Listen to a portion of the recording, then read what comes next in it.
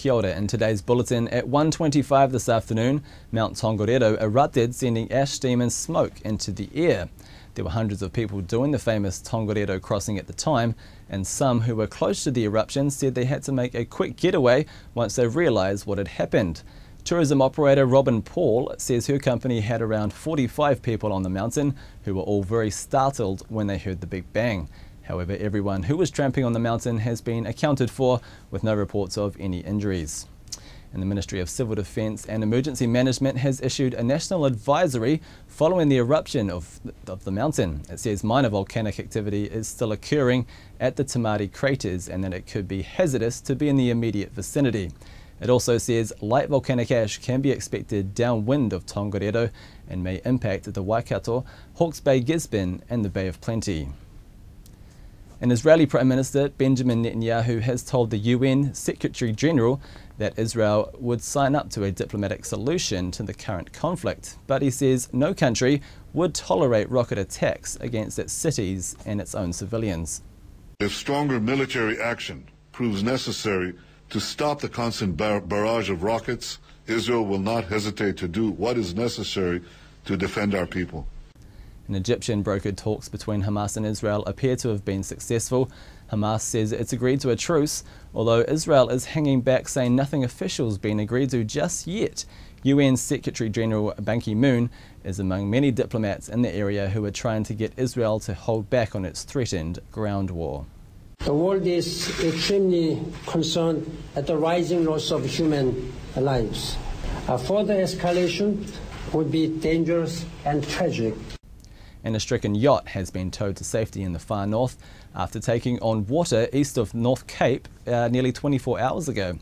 The 13.7 metre yacht called Freedom Hunter was on its way from Fiji to Apua in the Bay of Islands when the crew was forced to manually pump out water in heavy seas. The Coast Guard's rescue vessel helped deliver the yacht to safety this afternoon.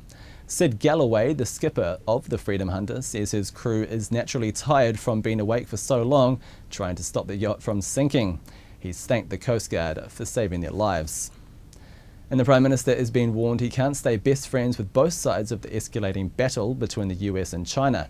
Out of trade talks in Cambodia, John Key says the TPP could be in place by the end of next year. Auckland University Professor of Law Jane Kelsey says New Zealand's caught in a sparring match. So we're going to be pincered in the middle of what is a sort of an old Cold War players fighting through a new vehicle of so-called free trade negotiations. And one David asserted his leadership and sacked another David from the front bench and has now given his job to a third David.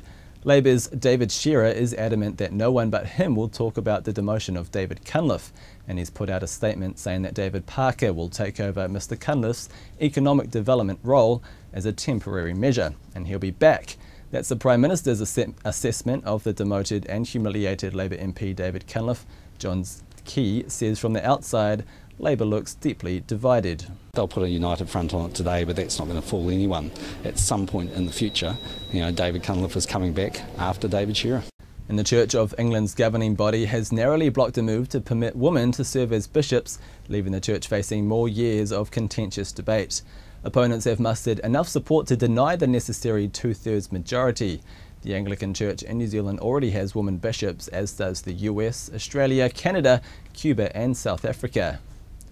And Hobbit fever is looking to reach new heights, with Air New Zealand preparing to deck out an entire plane for next week's film premiere.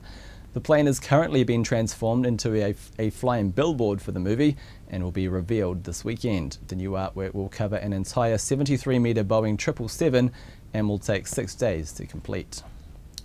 And tonight, Kiwi boxer Shane Cameron will be in the ring for his biggest fight of his career as he takes on Danny Green for the IBO Cruiserweight World title. If Shane Cameron wins, he will be the first New Zealand-born world champion since 1890. The bout takes place in Melbourne later tonight. And that's all from me and the NzoneTonight team. Ka kite anō.